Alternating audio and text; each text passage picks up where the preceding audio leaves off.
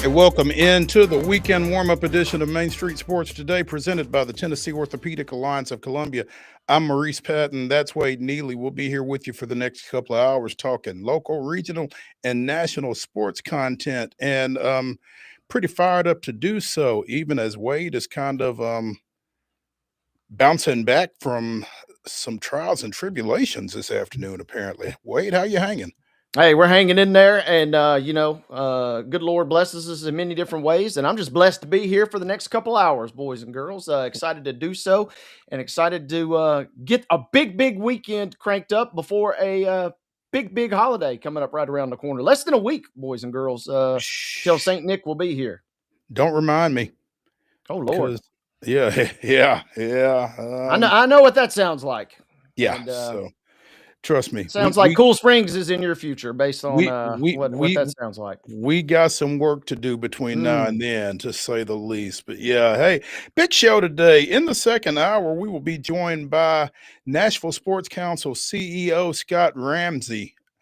He and his organization have got a big couple of weeks coming up between the Music City Bowl on Tuesday, December 30th. And oh, yeah, the FCS championship game over at Vanderbilt's First Bank Stadium on January 5th. So we'll be checking in with Scott and seeing how things are going with a couple of huge football games looming for Nashville here over the next 3 weeks or so. In the next segment, we'll be joined by Doug FEINBERG of the Associated Press. He covers the Women's National Basketball Association, and the holidays aren't going great for either the league or the players right now. They've got some stuff going on, so we're going to check in with Doug, kind of get caught up on all of that as well. We'll also be talking a little baseball at the collegiate level. We'll be talking a little football, both collegiate and professional, and we will wrap up the show with the Wonder Slate. As Wade mentioned, huge weekend coming up. We've got the the college football playoffs for FBS getting going tonight, actually. So we'll be getting into all of that and giving you our weekend winners. So be sure and check out the Wonder Slate in the final segment. But big show. Looking forward to it. Yeah, could not have really scripted a better one for today. And, we had Kyle Schwartz from the OVC on Tuesday to kind of serve as a little bit of a teaser for that FCS championship. But why not go right to the source and get with Scott? Because the Music City Bowl right around the corner. Just listened to some Vol Vol podcast material today. And, Music City Bowl kind of ace in the hole, right? I mean, you get the chance to pluck a nice solid draw there in Tennessee. Illinois was just in town. In terms of basketball capacity, but they get to come right back, and should be a fun showdown. So a lot of biz there, and Doug's always bringing the goods. So really could not have asked for two better guests here on this good-looking Friday.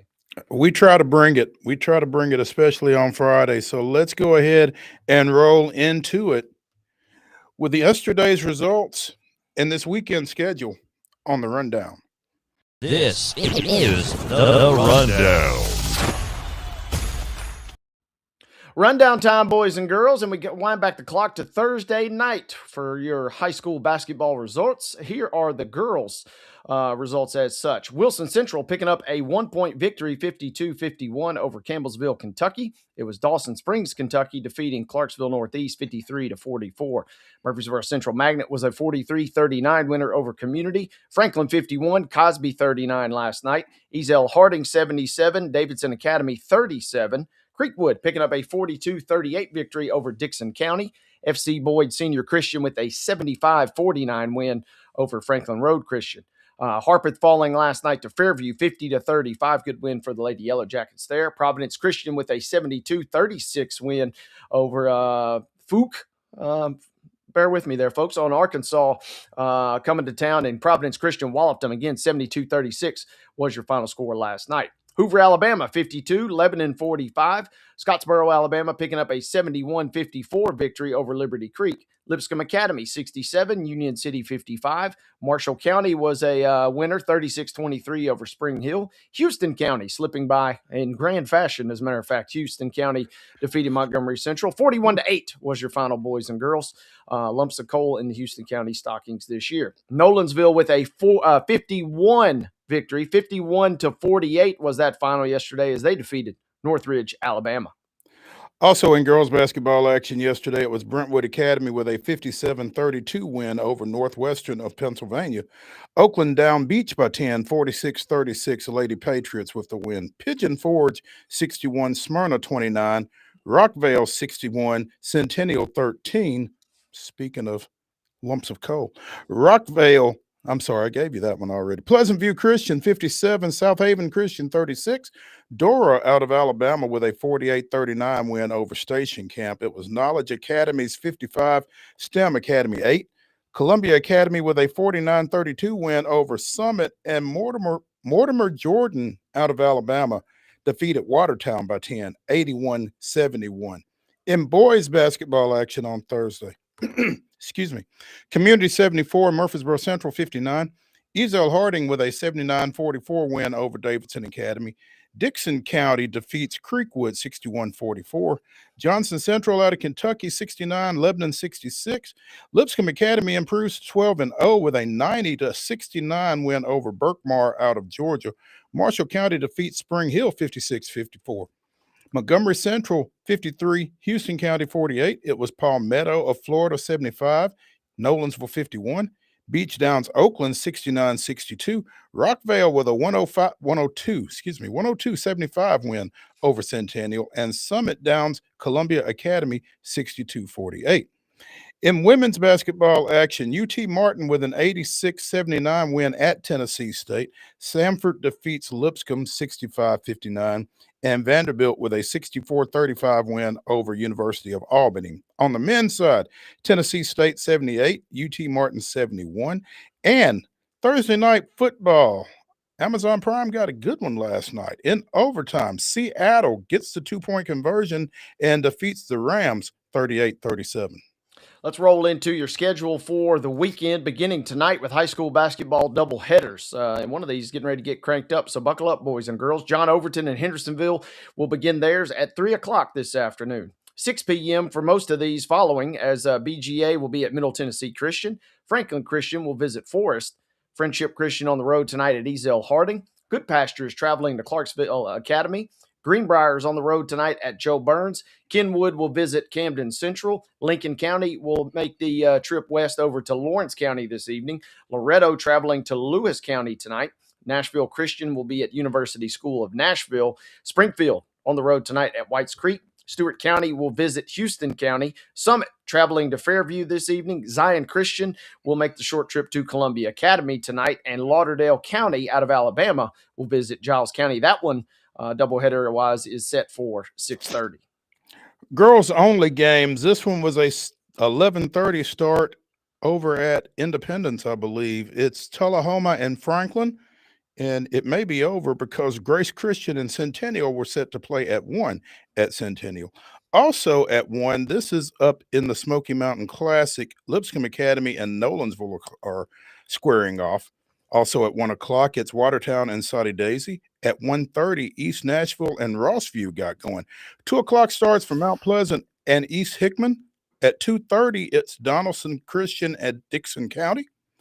Battle Creek plays Collinwood at 3. Also at 3, Lebanon takes on Albertville, Alabama. At 3:30, Perry County is at Summertown in a girls matchup. 4 o'clock start for Valor Collegiate and Cott County.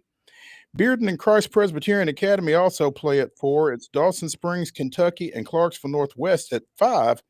At 5:30, Pearl Cone is at Independence. Also, York Institute takes on Brentwood at 5:30. 6 o'clock starts for Eagleville at Richland, Hillsborough at Green Hill, Hollow Rock, Brewston at Montgomery Central, Lincoln County at Lawrence County. Again, this is the first of a doubleheader. Ditto for Loretto and Lewis County. Moore County plays at Summertown at 6. Santa Fe is at Huntland. Siegel is at Gallatin. Springfield is at Whites Creek. Stewart County is at Houston County. Again, we mentioned Summit and Fairview. That's a double dip starting at 6. At 6 as well, Webb of Bell Buckle is at Franklin Road Academy. Clarksville Northwest is at Clarksville Northeast. Clarksville Christian is at Owensboro Catholic of Kentucky at 7. And at 8:30, Dyersburg takes on Mount Juliet. We don't have times for Maplewood at Kirkwood or Clark Range and Brentwood. Rolling into boys basketball action, which got underway at 10 a.m. as Franklin met Stewart's Creek. At 11:30, Brentwood Academy was set to tangle with Oakland. Father Ryan and White House Heritage got it on at noon today. Franklin County and Siegel beginning at 1. MBA and Cleveland also at 1. And closing out that 1 o'clock window was York Institute versus Station Camp. Elkmont, Alabama, and Summertown were set to tangle at 1:30, as were Valor Collegiate and Austin East. Now into 3 o'clock time slot here, as Martin Luther King set to meet CPA at 3:30. East Robertson tangling with Macon County. 4 p.m. showdown for Brentwood versus Laverne. Collinwood and Battle Creek will meet at 4:30. Also in that same time slot, you can see Red Bank and Antioch, as well as West Creek versus East Nashville. 5:30 showdown this evening for Ravenwood versus Bearden. Santa Fe, Florida. Is that correct? Santa Fe, Florida. Maybe Santa Fe. You never know with the rest of the world. Or Boyd Buchanan will meet Lipscomb Academy, and that one is set for 5:30. 6 p.m. Columbia at Blackman. Also Davidson Academy at Mount Juliet Christian. Dixon County meeting Wilson Central at 6, as will Obion County versus Page. At 7 o'clock tonight, Marion County is at Lighthouse Christian. At 7:15, Hollow Rock Brewston is at Montgomery Central. At 7:30, Santa Fe of Tennessee is at Huntland. Also at 7:30, Trinity Christians at Gallatin. Webb School is at Franklin Road Academy at 7:30. Centennial plays at Hunter's Lane at 7:30. Eagleville is at Richland. Ensworth boys are at East Hamilton at 7:30. Lawson hosts Harpeth. Independence is at Riverdale at 8:30. Also, games, no times, Rossview and Jasper, Alabama, Cordova and Dothan, Alabama, and Chattanooga School of the Arts and Sciences takes on Liberty Creek. Men's basketball action tonight. Belmont goes out to the West Coast, taking on Cal Irvine. That is an 8 o'clock tip. You can see it on ESPN+. Let's go to Saturday now, and let's go to doubleheader high school basketball action. John Overton and Gallatin will tangle at 5 o'clock. Gallatin is your host in that doubleheader showdown there. 6 p.m. East Robertson's on the road at Clay County. Also show a doubleheader of East Nashville at Kirkwood, but we do not have a start time listed to us at this moment. Girls basketball action, standalone action beginning at 10 a.m. tomorrow when Grace Christian Franklin meets Pearl Cone. Zion Christian will tangle with Collinwood. Also in the morning slot, you have Bearden versus Franklin. That game gets underway at 11:30. At noon, Central Hardin, Kentucky will meet Martin Luther King. Also at noon, East Hickman at Summertown. Maplewood tangling with Rossview. Ravenwood is set to meet Westmoreland. 1 p.m. showdown for Dixon County versus Centennial. At 2 p.m., Mount Pleasant tangling with Perry County. South Warren, Kentucky will meet West Creek also at 2 p.m. At 2:30, Cornersville and Lawrence County will square off. Tullahoma and CPA will do the same at the same 2:30 slot there. 3 o'clock showdown for Nashville Christian at Middle Tennessee Christian. 3:30 is your start time for Hendersonville, who is meeting Siegel. 4 p.m., we'll see Barron County, Kentucky meet Greenbrier. Also at 4, McGavock at DCA and Springfield at Independence. Coming down the stretch for girls games at 4:30 as Good Pasture meets Sycamore. 6 p.m. showdown now for Greenwood, Kentucky versus Joe Burns. Also at 6, Lawson will be at Riverdale. And at 6:30, Colbert County, Alabama is at Giles County. One game that we do not have a start time for on the girls' slate for Saturday, Brentwood is set, at least calendar-wise, to travel to Coffee County. Boys basketball on Saturday. Cleveland and Franklin are set to play at 10 o'clock tomorrow morning. At 11:30 tomorrow morning, it's Collinwood and Zion Christian. At 11:45, Green Valley Christian School takes on Smyrna. At 12:30, Page faces Caruthersville out of Missouri.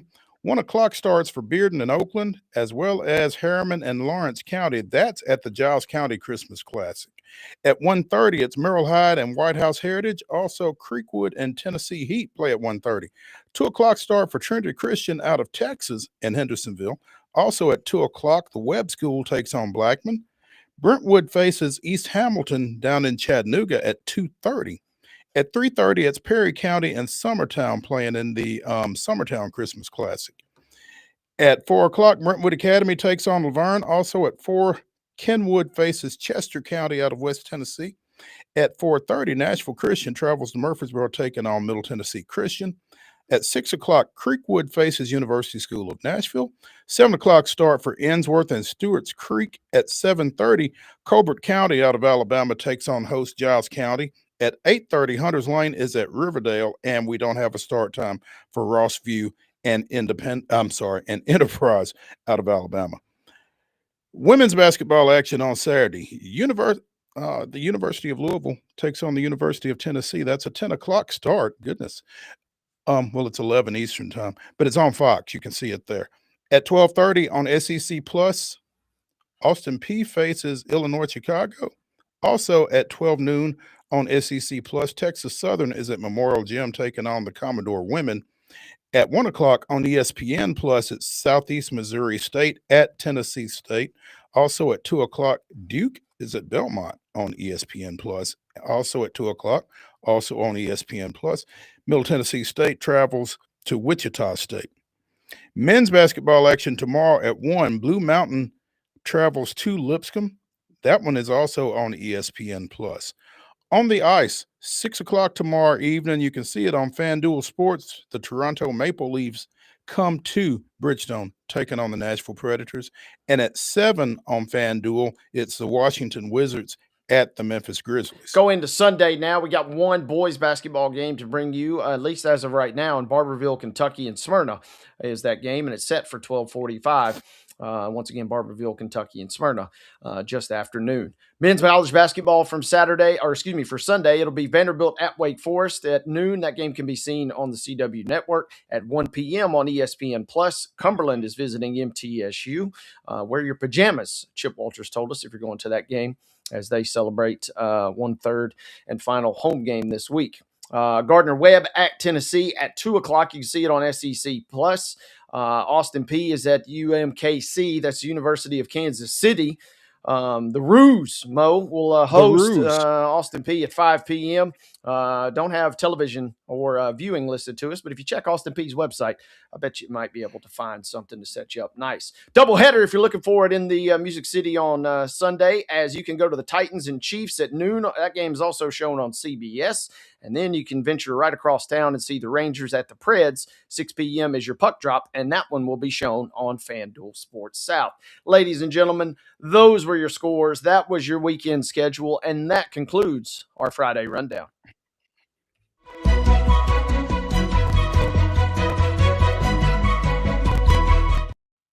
Your top story brought to you, as always, by the fine folks at Piggly Wiggly in Neely's Mill in Columbia. Be sure and check out their delicious daily deli lunch options, available from 11 a.m. until 6 p.m.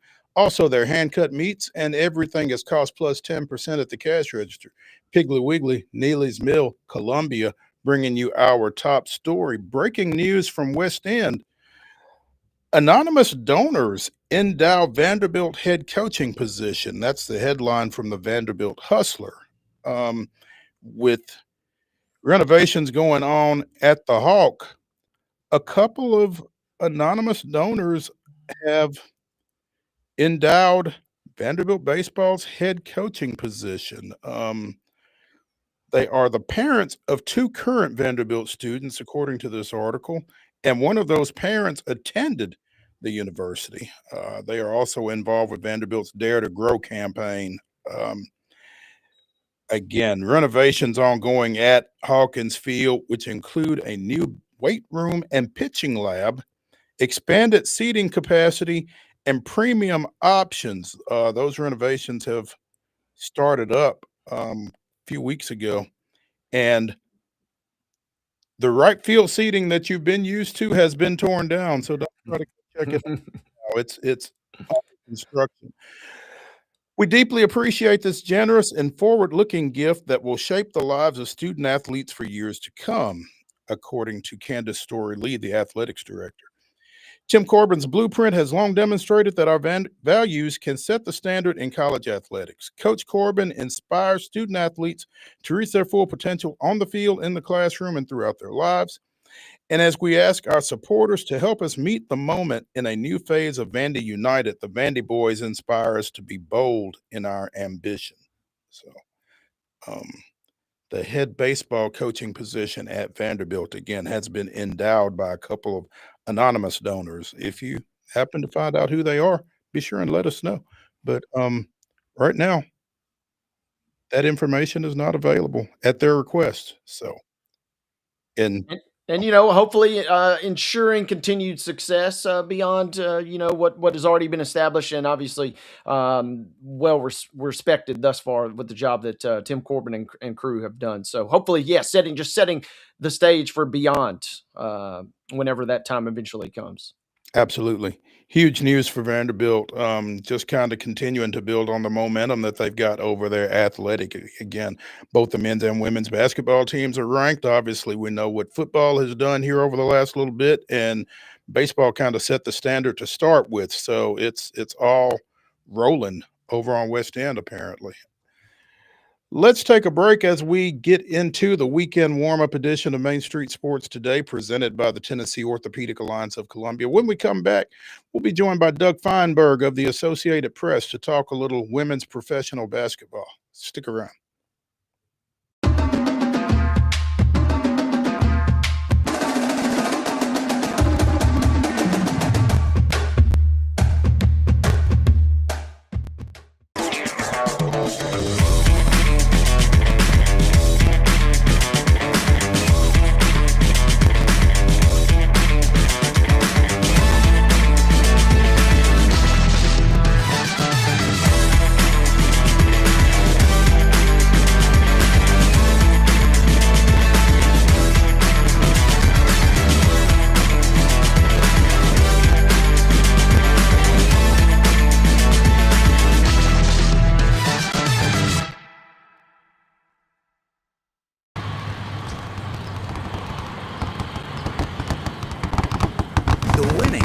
Got closer. All new sportsbook, the latest gaming machines, live horse racing, and more. The Mid Gaming Hall, Kentucky Downs. Winning just got closer. This holiday season, the largest lantern festival in the country returns to Nashville Zoo. Experience more than 1,000 all-new handcrafted lanterns, towering creatures, magical worlds, and a North Pole village. At the center of it all, the Nashville Ice Rink. Welcome back to Zoolumination at Nashville Zoo. Bigger, brighter, and better than ever. Busy bee, yeah, busy bee. If you need Hold on, y'all, hold on. I need to make a call. Hey, this is Brianna with Busy Bee. I'm giving you a call to let you know your technician is on his way. 3-3. Oh, busy bee. Guys, not yet. Not yet. Busy bee, oh, Now busy I'm ready, bee. guys. Call 775-7833. Custom Stone Handlers supplies over 600 distributors and suppliers with quality stone products. Along with Riverstone, we produce and distribute over 100 building, landscape, and other bulk products. Our goal is to provide quality products, service, and partnerships to ensure our customers' success. We firmly believe the measure of any person or company is how you treat other people and customers. Give them a call at 931-490-4990 or visit CustomStoneHandlers.com.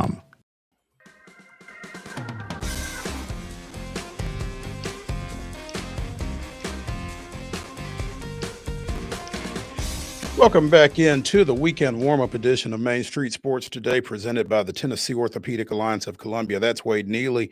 I'm Maurice Patton, and we are pleased to have with us now from the Associated Press, Doug FEINBERG. He covers women's professional basketball. Well, he covers women's basketball, period, among other things. Also does a little coaching in his spare time. I'm not sure when that is, but Doug, thanks for joining us, first of all. My pleasure, guys. Good to see you. Happy holidays. Good to see Thank you, Doug. you as well. Yeah. So you had an article yesterday on the wires. WNBA Players Union authorizes negotiators to call a strike if needed during CBA talks. And I would imagine that in some circles that if needed really has to be emphasized, because there's nothing pending at this time, but they have certainly, made it an option, I guess, as these collective bargaining agreement talks continue. They've had a couple of deadlines that have been pushed back, and uh, obviously things aren't where they would like for them to be right now. Yeah, I think the key word you mentioned is the if necessary, when necessary. It's another tool in the toolbox for the union to use that they'd have to get authorization at some point from the union to strike from the players if they wanted to do that down the road, and that's a huge if. So it saves them, I guess, the procedure of trying to get everyone to vote at some point if they think that's necessary. I know people are reading into this that it's a bad thing. It's just, I mean, this is all posturing. It gives them a chance to do that. The two sides are not close in some areas, but there's still plenty of time to get stuff done. I mean, they went on strike now. What would that do? There's no season. You're not missing games. Like, it would delay some things, but there's no immediate impact of what this could do if, and a big if there in capital letters, the union decided to go on strike. Now, looking through your article, what it would do, or what it could do, is delay the expansion draft and delay the start of free agency. But like you said, the season doesn't start until late April, early May. So as far as actual play being impacted, it wouldn't be were that to take place. Yeah, unless there's unless they do it right after the new deadline of January 9th, which I guess not so new anymore. If they don't want to extend again and they think that's worth doing that, but I'm not sure what you gain out of doing that. I mean, we're talking right now, as I said, we're still in 2025. What does a strike do to help anybody out right now? Same with the lockout. I mean, the other side, the league could lock out the owners, but again, what do you gain by doing that? Because most of these players are playing overseas or on Unrivaled or AU. So, like, we're sort of in a dead period still that either side, if they do something drastic like that, no one really gains from it. Yeah, that's the thing of the of this whole situation, Doug, that jumps out to me is the timing. And I'm curious. First and foremost, how surprised, I guess, should we be, or were you, by kind of where we sit right now? The last CBA that got ratified in 2019, 2020 didn't get done till January. So to me, we're sort of on the normal path that way. There's a lot more at stake now. I was just down at USA basketball camp last weekend. A lot of the youngsters were there. And honestly, the best comment I've heard in the entire negotiation from any player or league member was Caitlin Clark. The most important player in the league, or one of the two most important players in the league, made a comment basically saying we have to play basketball next year. For the fans, for the marketing, we need to play. There has to be compromise. There's some things we can't compromise on. There's some things we can. But we need to come to a conclusion of that. And I hate to say the old phrase, the out of mouth of babes, so to speak, and babes meaning youngster, not the other meaning of it. But I mean, that's a spot-on comment by Caitlin. She gets it, and I still have faith something will get done. We're not going to see a strike or lockout down the road. There will be a CBA ratified. She said this is too important to mess up, and if she gets that, I think that it is. It's too important for the league and the union to mess this up and have some sort of work stoppage. We're always in this situation where, especially when lawyers are involved, it feels like there's cards, that are still being held, or maybe not all the way shown on the table. And I'm curious, does either side have all cards kind of been turned over in your mind, or is there still one kind of real bargaining chip for either side in this situation?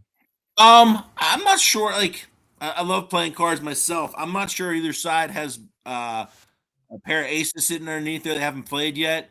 But again, like, I think we're going in the right direction.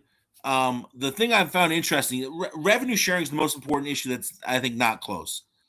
The sources told me the other day that the value, the offer from the league, it's up to $1.3 million for the first year for the max salary with an average of, I think, $530,000, and then the minimum is $250,000. Those are all 4 or 5 times what they're making now. So the salaries has gone up. I haven't heard many people on the union side disputing the monies that's being offered, saying, hey, we want more of that. So I think that's an important piece of it. But revenue sharing, the good folks at the Athletic said that the union wants 30% revenue sharing. That's, I think, a little bit high for what they would get. But I think revenue sharing is the key issue that they want to make money on that is not close to being settled. And that's probably what's holding a lot of things up right now. And we don't know the number that the WNBA is offering along those lines. I haven't heard specific numbers. I mean, it's a Less than 30%. major math, but they said for the latest thing I heard, it was 1.3 million maximum salary with $1 million base pay. So there's $300,000 that are not that will be covered by revenue sharing. So between league and team, you put those numbers together, it's probably about 15%, I'm guessing. But that's quick math, and it's been a while since I've had to sit down and do the algebra and geometry to figure things out that way. Doug FEINBERG with the Associated Press joining us here on Main Street Sports today. At what point on the schedule or on the calendar, maybe, Doug, does this need to be getting wrapped up before it does have an impact on play? So there are a couple key dates. I mean, the expansion draft, you have Portland and Toronto joining the league this year as teams, I think 16 and 17. And we're already past when the expansion draft last year was for Golden State. That was held in December or mid-December, so we're past that. That would take a couple days to figure out. Free agency is going to be a mess this year. I mean, they're except for I think 2 veteran players, everyone else is a free agent. So there's going to be a lot of negotiation that's need to go on, and player moves can be tremendous. That usually starts the end of January. So if you get something in place before then, early February, you're probably still okay. But once we get past that, you're probably getting to more of a dire situation where you got to start getting stuff done. The other part, which hasn't mentioned, is the schedule. Then you got to start getting the schedule out there, figure out how many games they're playing to sell tickets. You can't really start in April selling tickets for May, not as effective. So from the standpoint of you want to have tickets sold to fans, people can buy it, Christmas gifts or holiday gifts, good time usually to sell tickets before that. So it's not as dire crunch for those, but you probably want to get that out sooner rather than later so that the league can start getting its teams to schedule so they can sell tickets.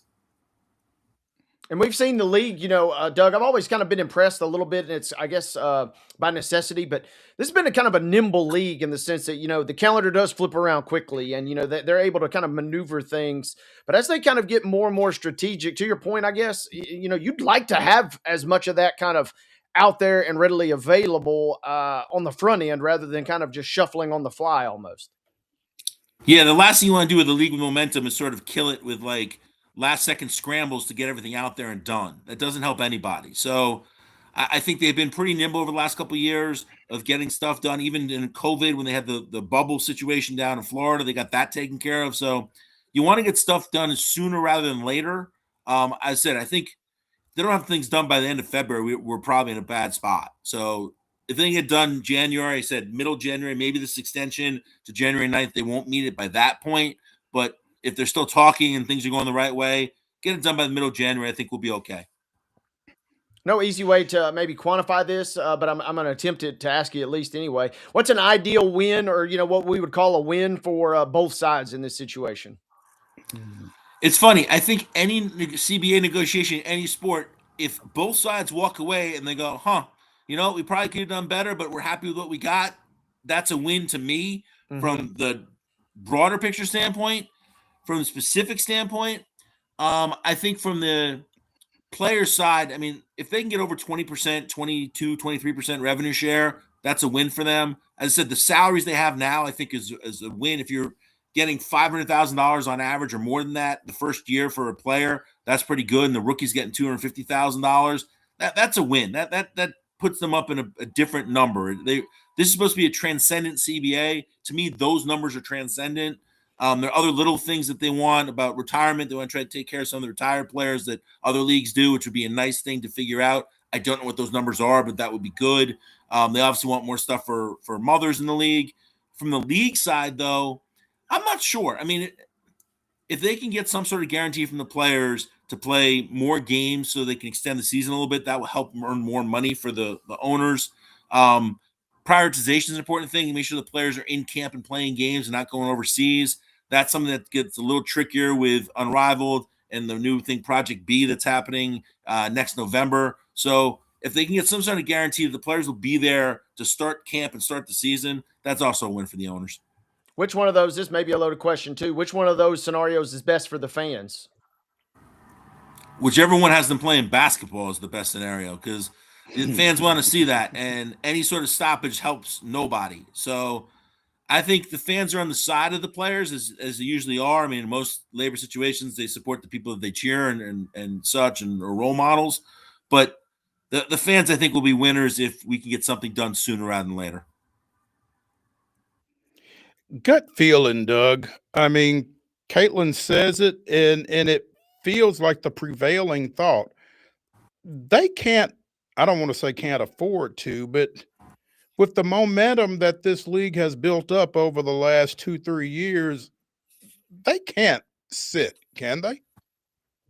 Nobody wins. They do that, and we've seen in other sports when their teams have the players have gone on strike or they're in lockouts that everyone loses. And those are with established leagues like the NFL, the NBA, Major League Baseball.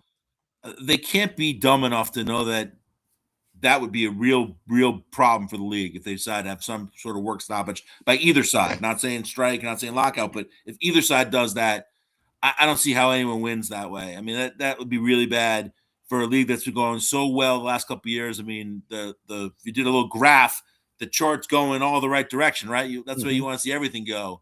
And it would be a bad move, I think, for both sides if there's any kind of stoppage at all. Yeah, things are going so well in the league that folks are trying to buy teams and move them to their town. Houston really making a push for the Sun, huh? They are. There's a long history of this, which I don't know if we have time to go into and such. But basically, Houston was a team that wanted, or the ownership of the Rockets wanted a team. And there was some talk about them getting one from the expansion teams originally. They didn't put up enough money. It didn't work out. The league, the NBA wanted, I believe, the Sun to go to Houston, but the Sun got a better offer, the Connecticut team, and it's become a whole mess. And you'd think they'd want them to stay in New England. They've had a great fan base for 20 plus years. They've done well until this past year or two, but they've been actually a good, solid franchise to the league, made the playoffs, made the finals. So, yes, Houston wants them. I think they have to find the right price for that to actually happen. Boston put a bid in before, and the league basically wouldn't let them move there, which is probably nearsighted more than farsighted. But I just think that if Houston comes up with a number that starts with a 3 as far as 100 million, they'll probably get the Sun. Yeah. Doug, I probably wasn't paying as much attention as I should have been, but obviously the Houston Comets were one of the storied franchises and one of the more successful franchises in WNBA history. How did they wind up without a franchise? So it's not the same ownership group that owns the Rockets right now, but they owned the old one, owned the Comets. They won the first 4 titles in league history, and then the Rockets group basically wanted to get out of it, and the team folded. So it's sad state. I mean, you have the pioneer that was the dynasty in the WNBA when the league first started, folded in the early 2000s, and it's sad from that standpoint because they had all the talent in the world, they had all the potential, they were a great draw, and to see them not be able to exist because the ownership didn't want to own them anymore, it was sad. And it's great if they want to come back with a new ownership group, but hopefully it's not at the expense of another team that's done pretty well moving down there. Talking franchise relocation or, franchise acquisition, Doug, going back real quickly to the CBA, could the terms dictate, we saw a lot of interest and, we're going to use our local lens here with Nashville. Is the CBA something that could dramatically alter an ownership group saying, man, you know what, maybe now all of a sudden we're not as interested in pursuing a franchise? It's possible. Listen, I think you guys had a great bid down there in Nashville. I was shocked they didn't get more attention with that. I mean, you had the right people involved, then the right name and everything, and I thought it would have been a good choice. I don't know why they didn't choose Nashville originally, but I've been down there a couple times, and it's a great city. But I think there's been a move to have more NBA owners involved in the WNBA. I mean, you look at the teams they added, Detroit, Cleveland, Philadelphia, are all NBA ownership groups. So you could say there might be a push to get some of the the independent owners out, which would potentially help get some other franchises in. The only team I think is totally secure is Las Vegas, because Mark Davis, obviously an NFL owner, has done wonders with that franchise, and they're one of the premier franchises in the league right now. But yes, to answer your question, I think CBA stuff could potentially maybe get some owners out down the road that might open up some more franchises for relocation. Doug Feinberg of the Associated Press joining us here on Main Street Sports today. Doug, it was announced, I guess, here in the last day or so. Sylvia Fowles, speaking of expansion teams, Sylvia Fowles is going to be on the coaching staff of the Portland Fire, one of the, transcendent names during the formative years of the league, and hell of a ball player down at LSU prior to that, going to be on a sideline this fall or this season. Got to be pretty exciting news across the league, I would think. Oh yeah, she's one of the best. Big Sill's one of my favorite players of all time. I have to say, I mean, probably not the most right thing to say, but I'll say anyway. She gives great hugs. I've known her for a decade. It's just, I mean, whenever she sees me, it gives me a big old hug. Great. Got in the Hall of Fame this past year or a couple months ago in Naismith. Just, I mean, what a warm individual off the court and what a fierce individual on the court. Won championships. She'll be able to help the post players in Portland, obviously an expansion team. Who knows who they'll have with it, finally get this thing figured out with the CBA. But she'll be a great coach. She's also a mortician. She's since retiring done stuff working in funeral homes. Just, I mean, a wonderful addition to the Portland staff. Really smart move by them. Doug, player-wise, I want to ask you in particular about Paige. Outstanding rookie season. Does she kind of take it to a stratospheric level? Because, man, it just feels like the buzz is really there, even during an offseason full of so much uncertainty in your mind. I mean, when I was at the USA basketball camp, we saw 30 minutes of practice every day, and I have friends who were GMs and coaches that were there for the whole time. She was the most impressive player amongst the players that were there, the 17 or 18 players. She is fantastic. She is makes her teammates better. She's a great shooter. She's a great passer. She can score from anywhere on the court, 3-level scorer. She is really, I think, going to take turn a great first year into an even better second year, which is tremendous. I mean, Dallas, there's a lot of positives down there. New coach Jose Fernandez coming from the college ranks, really good hire by them. I think Paige is going to be the one that is going to make free agents want to come to Dallas. As I said, there's so many people free agents. She's a draw. Everyone likes her. I think you hit the nail on the head. She's going to be, I think, a really, really good player in this league for a very long time. Doug Feinberg of the AP joining us here on Main Street Sports today. Doug, we appreciate your time, man. Thanks for spending it with us. And as you said, happy holidays. We'll catch up. Thanks, guys. Have a great rest of your day. See you, Doug. Thank you. Let's take a break here on the weekend warm-up edition of Main Street Sports today, presented by the Tennessee Orthopedic Alliance of Columbia. We'll come back. We'll talk a little pro football. Stick around.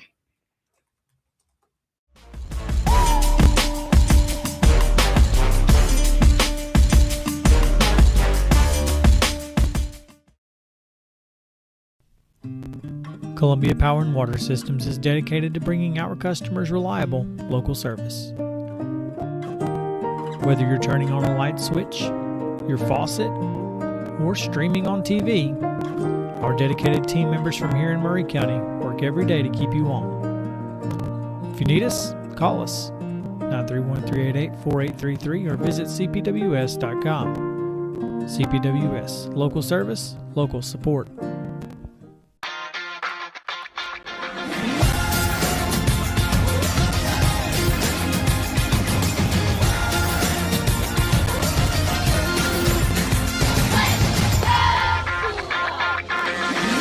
Zion Christian Academy at zioneagles.org or 931-388-7531. You can schedule your appointment to visit their beautiful campus. Again, zioneagles.org or 931-7531 to schedule your visit today.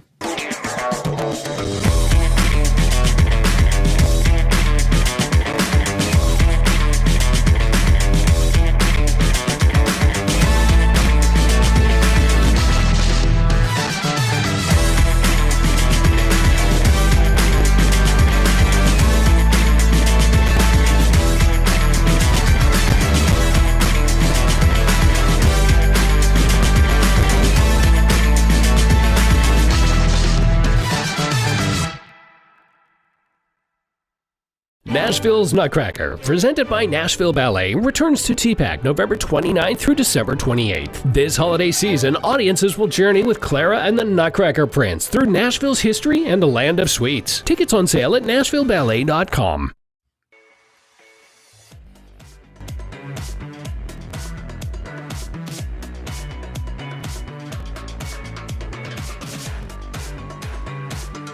The weekend warm-up continues here on Main Street Sports Today, presented by the Tennessee Orthopedic Alliance of Columbia. That's Wade Neely. I'm Maurice Patton. Chiefs, Titans, 12 noon, Nissan Stadium. Titans trying to snap an 11-game losing streak at Nissan Stadium. They have not won at home since Week 9 last season, an overtime affair against New England. So, be nice to get that taken care of. And while the Chiefs will be without Patrick Mahomes, they still got some pride to play for, you feel like. It's going to be an interesting matchup. Got some pride to play for, but who the heck knows, right? I mean, this is the first time in, a decade we have seen the Chiefs play in a meaningless regular season football game. It is crazy to think about. And Mahomes was set to play in his first ever meaningless game in his entire career. And all of a sudden, now he's out. But it'll be interesting. They're a small favorite coming in on the road.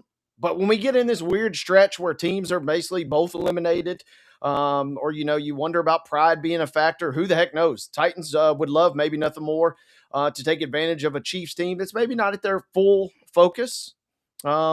So who knows? They played the Chiefs well at times over the years. We've obviously got some fond memories, including Derrick Henry throwing a touchdown the last time they came to Nashville back in 21, and they bullied and beat the Chiefs 27-3 in that early October affair. But I mean, expect the unexpected is really kind of not only the case for this game in particular, I think this weekend, Mo, but several down the stretch here in the NFL. Yeah. One thing that we've talked about and will continue to talk about, I'm sure, when it comes to this team is the recent emergence of Tony Pollard, back-to-back 100-yard games, 265 rushing yards, 3 touchdowns over his last 2 outings. And there have only been 4 players in franchise history, that's Titans and Oilers, to put up that combination, 265 rushing yards and 3 touchdowns over a 2-game span. Derrick Henry, Chris Johnson, Earl Campbell, Billy Cannon. It's not bad company to be in. Not bad. It's almost like Tony Pollard heard and read all the mock drafts saying the Titans were going to go out and get Jeremiah Love. And all of a sudden he's like, hey, wait a second. Don't forget about me. That's kind of the way that it feels like. He's been playing particularly well. Spears has been a great little compliment now that he's really kind of back to his old self. Those two have to kind of almost be in tandem to really make the backfield pop for the Titans. And, as much as some folks might hate to admit this, the offensive line play has been a little bit better since the previous offensive line coach has now departed. It's an interesting correlation there, Mr. Neely.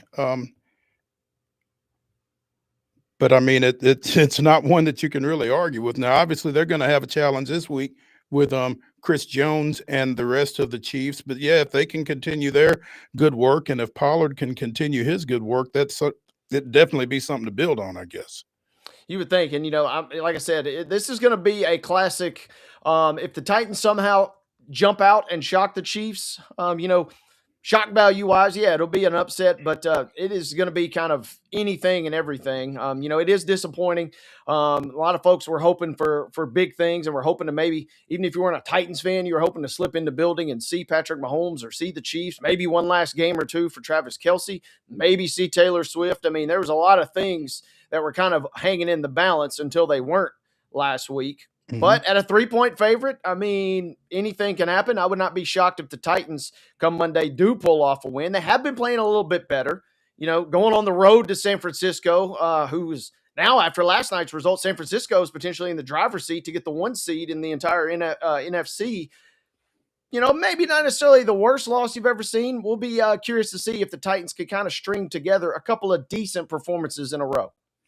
Be interesting to see if Big Jeff Simmons can string together another great performance.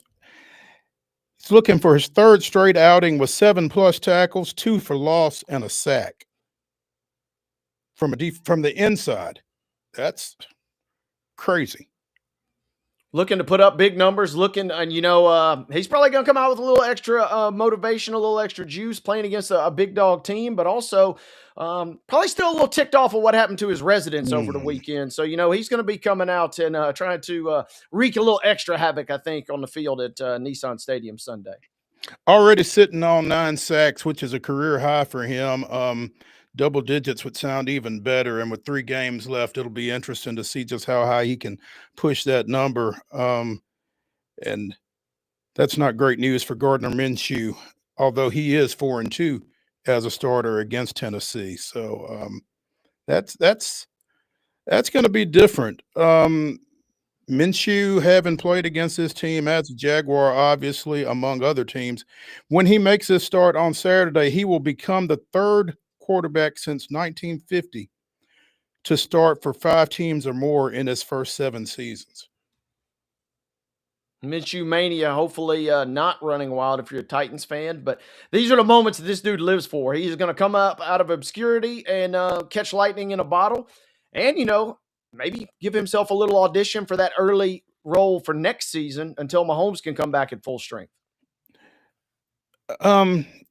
You mentioned the NFC West with San Francisco. Huge game last night. Seattle and the Rams. Seattle winning in overtime, going for 2 and getting it for a 38-37 win. The Seahawks improving to 12-3 with that win. The Rams falling to 11-4 with the loss. And, we talked about it pretty much from the onset of this season. The NFC West has been nuts.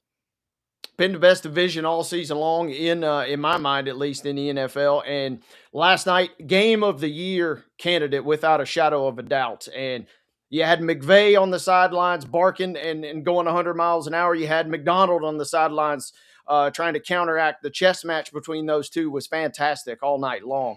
Goes to overtime thanks to a crazy comeback from the Seahawks. And you mentioned the 2-point. I mean, the craziest, flukiest 2-point conversion you have ever seen, where they were able to tie it after they had to go to the replay there down the stretch. This was an epic, epic game. I don't know that we really learned too much one way or the other about these two teams, but that was massive for the Seahawks because if that game had ended in a tie, the Rams had already won the first regular season meeting. So, I mean, we were in a situation where Seattle needed to get the win and had to go for the gusto. Cool that it played out that way. Stafford throws for 457 yards. We saw bad Sam Darnold. We saw good Sam Darnold all in the same game. He went from seeing ghosts to seeing Jackson Smith and Jigba in the end zone for a touchdown. I mean, it was an epic, epic showdown. My game of the year. And you mentioned the 49ers. Right now they sit in 3rd place in the West, and we'll have to wait till Monday night to see how they do this weekend. They play Indianapolis in Monday Night Football, 10-4. Behind both the Seahawks and the Rams, but can really obviously can continue the havoc in that division with a victory on Monday. Yeah, with the Seahawks win last night, the 49ers now control their own destiny for the 1 seed in the NFC. They got the Colts that you mentioned, then they host the Bears, which will be a tricky game. But that game on January 4th versus the Seahawks will likely be not only for the division, but also for the entirety of the NFC. They were kind of the sneaky big winner of the Seahawks winning that game last night. Obviously, it will be epic. It'll be kind of just like we saw last year, right, in the NFC North, where we see the Vikings tangle with the Lions in the final regular season game. One of those teams will get the 1 seed most likely, and one of those teams will have to be resorted to traveling in Wild Card Weekend. A crazy free fall, not even counting the Rams also in the mix. This is a loaded division in a loaded conference this year. It really is. And that continues on Saturday when the Packers go to Soldier Field, take on the Bears. You mentioned them and the Niners later this season, but NFC North is kind of up for grabs again here. The second meeting between these two in about 3 weeks. That's the late game on Saturday night, 7:20 on Fox. Yeah, if you're a Oregon, if you're a Group of 5 hater, this is your game to watch, right? Not a lot of folks will be tuning in to Oregon and James Madison when you got a big, big showdown in terms of the NFC North and the overall NFC standings.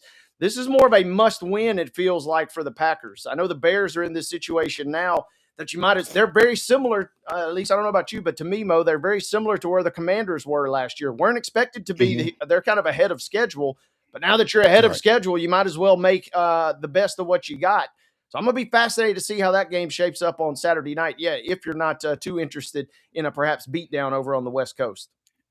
Yeah, I'd agree with you, Wade. I mean, they do feel like they're ahead of schedule with the second-year quarterback, with the first-year head coach. But when your window opens you want to try to take advantage of it as best you can, and the window is definitely open for the Bears right now. That will be the second game of the Fox doubleheader on Saturday. In the opener, Philadelphia and the Commanders play at 4 o'clock. The Eagles 9-5, the Commanders 4-10, and the Eagles, man, speaking of free fall. Thank goodness they're in one of the worst divisions in football, right? And thank goodness the Commanders have had the season from hell. Otherwise, this might be really an epic showdown. Good news for everybody on this. You don't have to watch a second of this game. You got Brawl of the Wild going to be going on out in the FCS semifinals. You got whatever's left of perhaps that early afternoon college football playoff game remaining. You don't have to subject yourself to this torture, but if you do, wouldn't be shocked to see the Eagles kind of just grind out another ugly victory.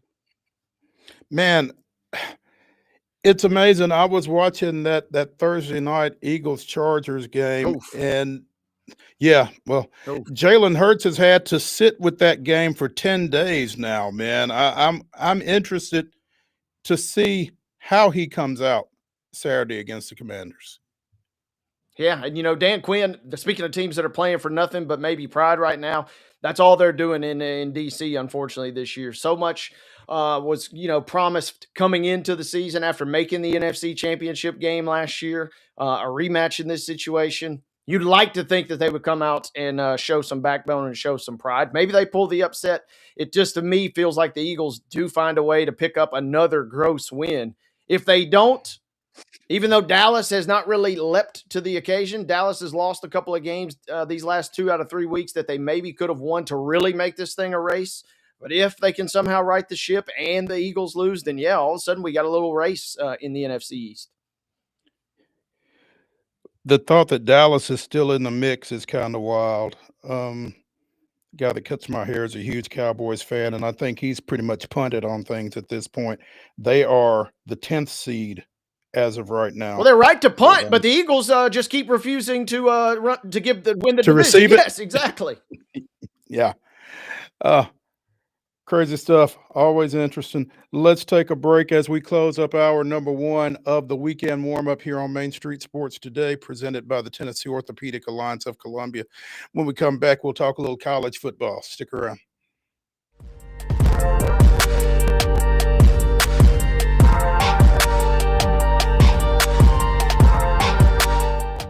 Jones & Lang Sporting Goods here in Columbia has been outfitting teams, officials, and anybody else from T-ball to college for 50-plus years. Be sure and check them out at 931-388-8060 or online at jonesandlang.com. Jones & Lang Sporting Goods, the look of a winner. Zion Christian Academy at zioneagles.org or 931-388-7531. You can schedule your appointment to visit their beautiful campus. Again, zioneagles.org or 931-7531 to schedule your visit today.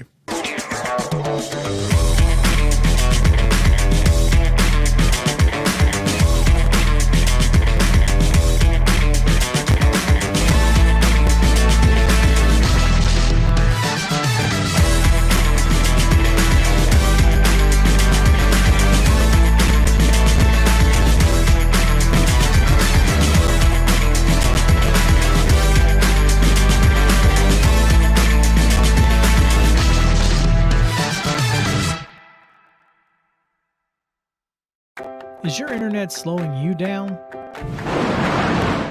It's time for an upgrade. Whether you're at home, working from your home office, or at your business, it's time to unleash the speed you need with speeds up to 1 gig at CPWS for as low as $70 a month. Give us a call, 931-375-7777. Local service, local support, CPWS. Piggly Wiggly, located in Neely's Mill Shopping Center, is Columbia's locally owned and operated Cost Plus 10 grocery store dedicated to serving the community with low prices and smiling faces. Piggly Wiggly offers fresh, hand-cut meats daily as well as daily hot plate lunches from their deli counter. You're certain to see smiling faces and a helping hand when you're here at Piggly Wiggly. Come by and check out our fresh produce, high-quality meats, and more. Down home, down the street, we'll see you at the Pig.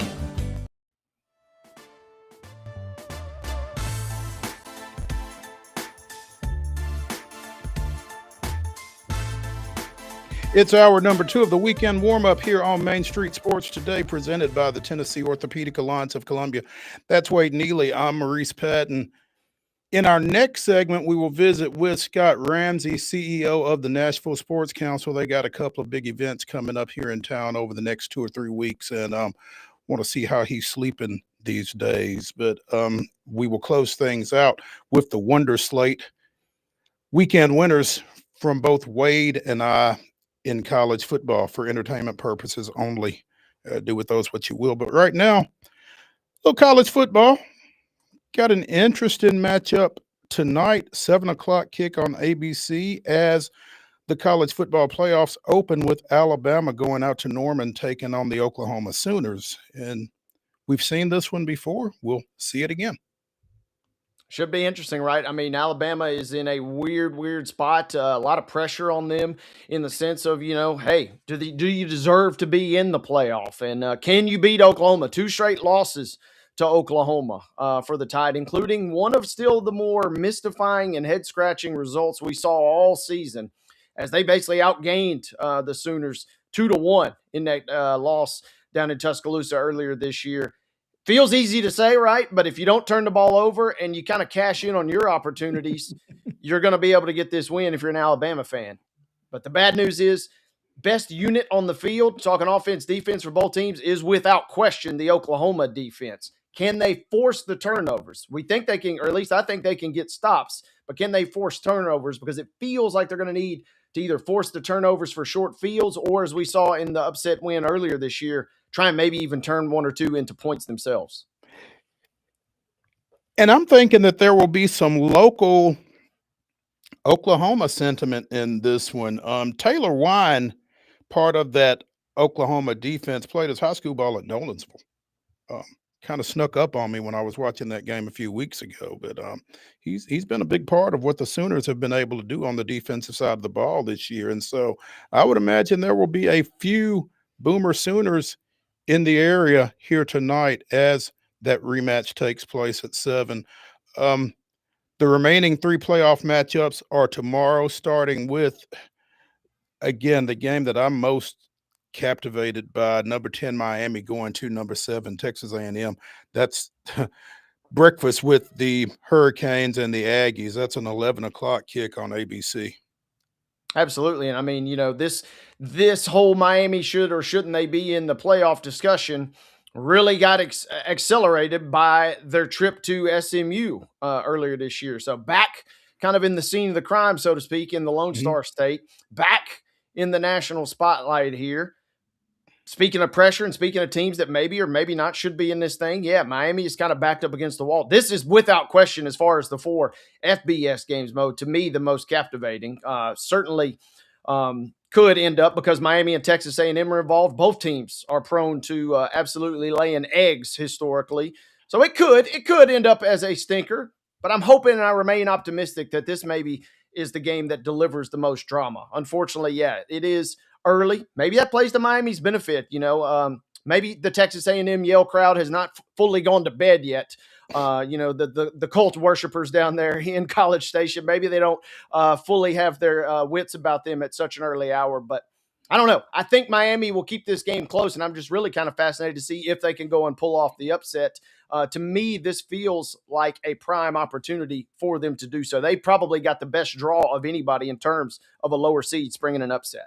Yeah, I feel like Texas A&M probably has a little bit to prove after that loss to Texas that kind of ruined their shot at the top 4 seed, SEC championship game berth, and everything else. You wonder how they're going to bounce back, and whether they come back with a chip on their shoulder, particularly at home, or just how things go for Mike Elko's bunch out there. Yeah, and I mean, that's the interesting subplot of all of this, right? Is Texas A&M, we just kind of assumed or just gave them credit for being a good team after that early season win at Notre Dame, with 1-point victory on the road.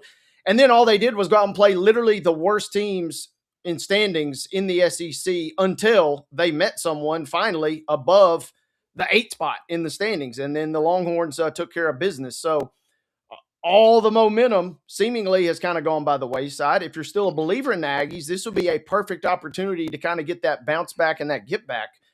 But if you're kind of one of the naysayers that were anti Mike Elko's bunch all season long, this is a prime opportunity to maybe throw some coin on Miami, because this to me just seems like two teams that we really don't have a great grasp on, which is crazy to think about right at this point in the season. Don't really know how good either one of these teams are, but they find themselves in the very first round of the college football playoff against each other, much to the chagrin of all the Notre Dame fans. You know, we talked about the local impact with Oklahoma. Obviously, Marcel Reed played his high school ball at Montgomery Bell Academy. Has had his ups and downs. This was a guy who was discussed as possibly a Heisman invite at one time, did not quite make that, kind of tailed off in the second half of the season. Just like I'm looking for a bounce back for the Aggies, I'm looking to see how he bounces back after, again, a up and down second half here. Yeah, I mean, this game and, the game tonight between Simpson and Mateer figures to be a pretty good quarterback duel. But, I mean, this is also the second best matchup, at least for my money, in terms of Beck versus Reed. And you're right. This time last year, Reed kind of gave a little bit of a spark plug or a little bit of a renaissance to the Texas A&M offense. But there were still some questions, and some wondering if the portal would open, maybe somebody else would be brought in. But he fended off all those and then delivered the goods throughout the course of that epic winning streak, including obviously the massive comeback win versus South Carolina. Some good vibes there. It'll be a fun QB battle in my mind tonight. Tomorrow. Excuse me, yes. Yeah. Speaking of QBs, Trinidad Chambliss and Ole Miss taking on Tulane, another rematch from earlier in the season. That's a 2:30 game on TNT. Not used to looking for college football on TNT, but that's where this one will be. And, those guys playing in front of a national audience in Pete Golding's debut.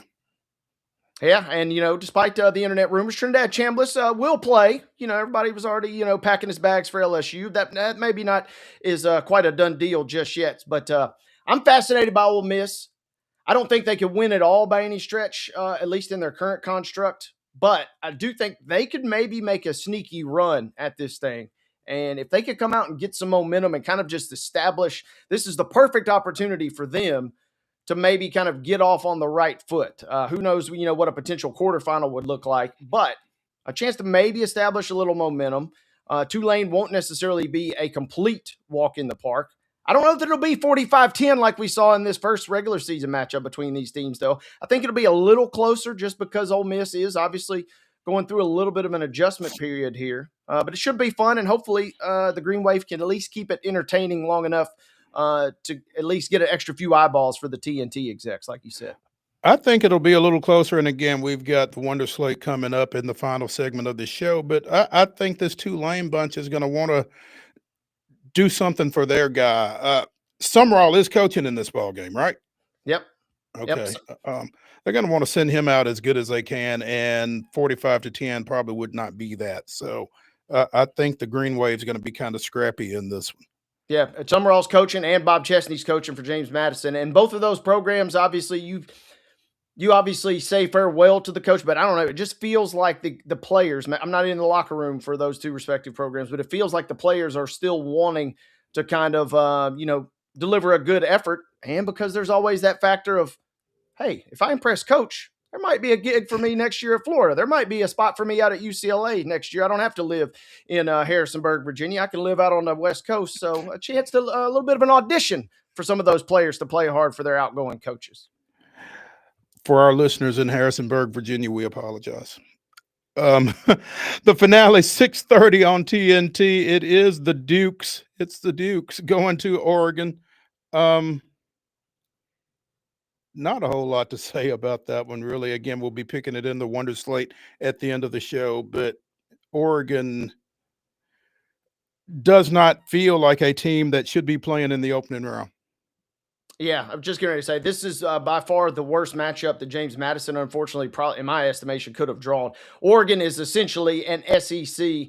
I know they played in the Big Ten the last two national championships, but they haven't been a part of that equation. They haven't been Michigan, Ohio State. They've been the other team kind of out on the peripheral, but they remind you, with Lanning, with the Georgia connection, they remind you the most of any potential SEC program, and that ain't good for James Madison. It feels like any other program or any other matchup, maybe they could have, kind of scrapped and clawed their way to keeping it close. But out there on the West Coast, temperature is going to be freezing, and it's going to be a gross, kind of ugly game, it feels like. And that is not just in terms of the weather. It really is hard to envision a scenario where James Madison scores enough points at all to even keep this kind of close. And I think it's going to be interesting. I think there's going to be a lot of eyeballs on this game just for the Bob Chesney aspect of it on a national level. I think there are probably folks who aren't familiar with this guy. So who is the new UCLA coach? Well, you're going to find out at 6:30 tomorrow on TNT. And also, a lot of folks have not seen Dante Moore, who is one of the elite quarterbacks in the entire sport this season. Didn't get the Heisman invite, of course, but he makes the Ducks go. And especially in that Iowa game, speaking of freezing rain and cold, delivered a monster drive for them to come back and keep themselves in the position that they're in right now.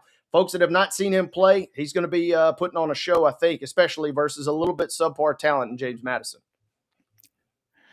The Atlantic Coast Conference announced that they will be playing a 9-game football schedule in 2026, or at least most of them. About 2/3 of the schools in the 17-team league will play a 9-game schedule. You've got 5 teams that won't, that just seems like inviting chaos. Boston College, Clemson, Florida State, Georgia Tech, and North Carolina will play 8 games due to, I guess, obligations they couldn't get out of. I don't know. But so you've got a hybrid league schedule. Tiebreakers are going to be a nightmare. But don't bring up tiebreakers around ACC fans these days. That's the reason we ended up with Duke and Virginia in the first place, right? Mm-hmm. Well, yeah. I mean, it would seem like you would want to try to stay away from that as much as possible. And yet, when you've got 12 teams playing 9 games and 5 teams playing 8 games, it's like, did we think this all the way through? No would be the answer, but really what they're also thinking is, man, we're sure banking on Florida State, Clemson, and Miami kind of taking care of business so we didn't have to find ourselves in this mess, but alas, here we are. Alas, here we are. Yeah, and you know, as you look at the teams that are only playing 8, you've got Boston College and North Carolina. Maybe you're not necessarily concerned with them being factors in a potential playoff berth, so maybe that makes things a little easier to swallow. Portal news: Texas Christian University, TCU to most, will be without their quarterback for the Alamo Bowl. Josh Hoover has gotten in the portal and is expected to be a hot commodity. Portal season cranking up. So I thought you were going to say, saw a big storyline out of the ACC that Darian Mensah, who is the highest paid quarterback, depending on which report you believe. Him and Arch basically 1 and 2, but Mensah's coming back to Duke. I don't know if he got an extension. I don't know how all that worked. I don't know if he just loves life over there in Durham, but Darian Mensah is coming back, it sounds like, after, again, cashing in on that epic contract last offseason. I thought I'd heard he was going to Florida or something. Where was it he was going? Maybe not. Only report I'd seen from him was that today, yeah, he was announcing he was coming back, and I thought, man, Duke's got them financials right after all. Well, they're a football school now, right? Mm-hmm. It'll be interesting because Tennessee is supposedly in the portal market at quarterback, and Merklinger, I think, jumped in the portal here in the last day or so. So they're going to be looking. They've been connected with the guy at Cincinnati, I think, among others. So quarterbacks in the portal are always hot. Yeah, Brendan Sorsby, you're right, from Cincinnati. He's figuring to be one of your top guys. Penn State has got a massive edge rusher that has just entered the portal in Chaz Coleman. So not surprised, obviously, that Penn State's losing people to the portal, I guess. But as we sit here, Tennessee is going to figure it. I mean, they got outstanding, by my estimation, return on value out of Joey Aguilar this season. And that's the name of the game, is if you have a need for one season, maybe 2, kind of that bridge type situation, outstanding work there. Now the question will become, do you go out and grab another, or do you kind of maybe look for a little longer term option? It's it's interesting to me, and it's the dynamic is crazy to me because I mean, again, you had Merklinger there. You just brought George McIntyre in the past recruiting cycle from Brentwood Academy. I mean, how do you keep these guys around when you're continuing to bring guys in for 1 year, 1 year, 1 year over them? I don't. It's unfathomable to me to be able to maintain all of that. Yeah, and a lot of it kind of just depends on, this is crazy to think about, right? But what other pieces you get in the portal. You may not necessarily have a team that can, quote, make a run, or a team that can, quote, compete or win it all. And then all of a sudden you start assembling these other pieces and you look around and say, well, all we need is a quarterback. And then all of a sudden you completely rip up the, initial playbook of developing someone for the next 2 or 3 years. Because if you have a shot to win it all, we've seen now more than ever, you better cash in on that opportunity, because we also see now more than ever, you might be unemployed by September if you don't take advantage of all your opportunities. We have seen it for sure. Taking advantage of opportunities. So, in a much less salacious fashion than Michigan, Ohio University has separated from its football coach, Brian Smith. Initially, not good. Initially, the word was that he was drinking in the office. Initially, as I said, apparently, the university is alleging that he had a romantic relationship with an undergrad student. That's not good. No, I mean, there's that's just not good under any circumstance. No, and the crazy part, right, is Ohio is a, they're in the MAC, but they've been a quality team, and we just saw their previous head coach. It felt like Smith was, the heir apparent, kind of the nice little coach in waiting, destined for stardom, because they just lost their coach last year or 2 seasons ago, I believe it was, to Charlotte, which is not that big of an upgrade, but it's still an upgrade to the American Conference. So this was kind of setting up to be a 45-year-old guy, kind of doing the right things, kind of getting going, has some experience at Washington State and some other schools, and then just a absolute record scratch. And this one was a little more fascinating. It felt like there were some real rumors that were developing about Sharon Moore at Michigan, but you weren't really sure if all that was true. Whereas Ohio kind of just slid into this shroud of secrecy. The questions were being asked, it felt like, on Football Scoop, our good friend John Bryce had told us a couple times, weeks and weeks ago, and then Ohio just refused to comment, and now all of a sudden it explodes, kind of like we saw in Michigan last week, a little bit of a PR fiasco there and a nightmare for a Bobcat program that's kind of reeling, despite the fact they've been one of the better teams in the MAC the last couple of seasons. Yeah. Smith's defense attorney, we vigorously dispute Ohio University's grounds for the termination for cause of Coach Brian Smith. He is shocked and dismayed by this turn of events, and we plan to fight this wrongful termination to protect his good name. Coach Smith is an ethical man who's done an exemplary job for the university. He wants nothing for the best, but the best for the players, coaches, and the entire Bobcat community. Stay tuned. Let's take a break as we continue the weekend wrap-up edition. The weekend warm-up edition of Main Street Sports Today, presented by the Tennessee Orthopedic Alliance of Kentucky. The Tennessee Orthopedic Alliance of Columbia. There we go. When we come back, when we come back, we'll be joined by Nashville Sports Council CEO Scott Ramsey, talking a little FCS championship game. Stick around.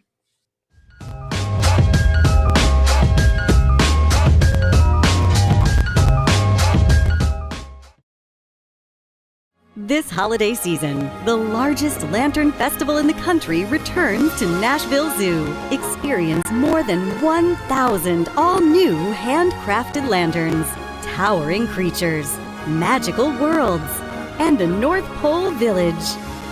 At the center of it all, the Smashville Ice Rink. Welcome back to Zoolumination at Nashville Zoo. Bigger, brighter, and better than ever. Nashville's Nutcracker, presented by Nashville Ballet, returns to TPAC November 29th through December 28th. This holiday season, audiences will journey with Clara and the Nutcracker Prince through Nashville's history and the land of sweets. Tickets on sale at NashvilleBallet.com.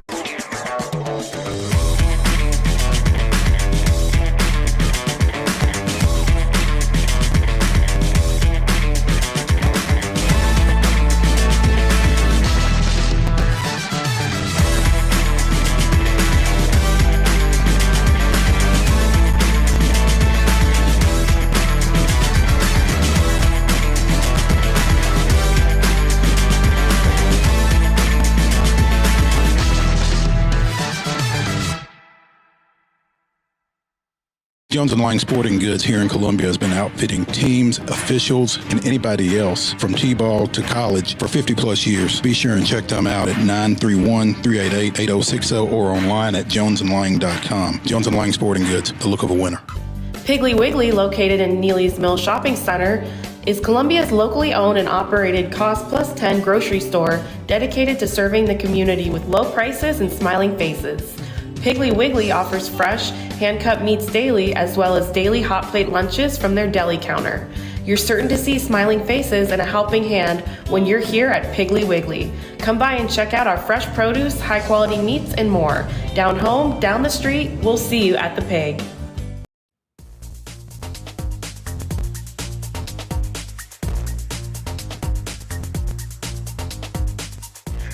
Welcome back into the weekend warm-up edition of Main Street Sports Today, presented by the Tennessee Orthopedic Alliance of Columbia. I'm Maurice Patton. That's Wade Neely. Joining us now, the CEO of the Nashville Sports Council, Scott Ramsey. Scott, thanks for taking some time with us, man. I know you got a lot going on. Mo, I need a warm-up. So I think at my age, warm-up, wrap-up, it's all the same, right? I understand. I feel like you're pretty warm right now. You got a lot going on. Not enough hours in the day right now for the team. We're excited about tomorrow. We find out the two teams that will advance to the national championship game here for the FCS division here in First Bank Stadium in Nashville for the first time, and couldn't be more excited about hosting a national championship game here in Nashville. It's the first time since the women's Final Four that we've had a national championship, settled in Music City, and we're excited. Obviously, that comes a week after our Music City Bowl with Tennessee and Illinois, and really excited about that as well. We've got obviously two fan bases that can get here and hopefully create a great environment for the players in the stadium. So we're looking forward to it. We got a great time slot on both of those. A great showcase for the city, and a lot of work to do here in the next couple of weeks. Scott, I know that, for bowls, it used to be that bowl representatives would go out to a bunch of different games and that kind of thing, particularly as you got closer to the selection and that kind of thing. Will you all have people at the two FCS semifinal games tomorrow? No, just decided not to, Mo. I mean, we've done a lot of prep work. The NCAA will be there. We've gotten the four teams, kind of the team manual ahead of time and done a lot of prep work, but kind of just felt like we needed to be here, hands on deck, Sunday afternoon, and especially Monday. I think at least one of the teams will probably come in with their advanced team. So just wanted to kind of be prepared there and not be kind of stuck on the road somewhere this time of year, and especially with some of the distances we possibly had to travel, like to Montana or whatever. So decided not to go, but certainly excited about hosting them probably early next week on some advanced site visits. Scott, I'm a little disappointed to hear that because I was going to volunteer my services. $654, the cheapest ticket to get in currently for the Montana State game tomorrow. I was hoping that you could maybe throw me a solid and fly me out there real quick to Bozeman tomorrow. Boy, I wish we could go. Maybe we could go on Patton 1 and just gas that thing up and head out there, Wade. And, because I tell you, that will be a great game to watch. This part of the country, I know people probably aren't that familiar with that rivalry, but as I've started to study and learn more about the FCS, I know that's an intense one. It's going to be pretty epic. And then obviously Illinois State and Villanova, man, it feels like two teams that have, if you want to call or throw the blue blood label out for Montana and Montana State, it feels like you got two really programs that have made a daring run to the semifinals in the other contest that's going to be played tomorrow night. Yeah, it's college sports. You never know who's going to advance through the brackets, and certainly Illinois, unseeded, or Illinois State, I should say, it's unseeded, kind of works their way through. Number one, North Dakota State, and certainly Villanova kind of navigated their way and beat Tarleton State last week. So certainly, hopefully, we'll have an excited fan base. We're going to have a new national champion because North Dakota State won last year in Frisco. So hopefully a couple fan bases that are really excited and jumping on the bandwagon of their respective teams and make the trip to Nashville to see the national championship game. Scott, a lot of those NDSU fans kind of did some recon earlier this year, came down for the Tennessee State game. We talked about it at a preseason gathering where the FCS championship was being discussed.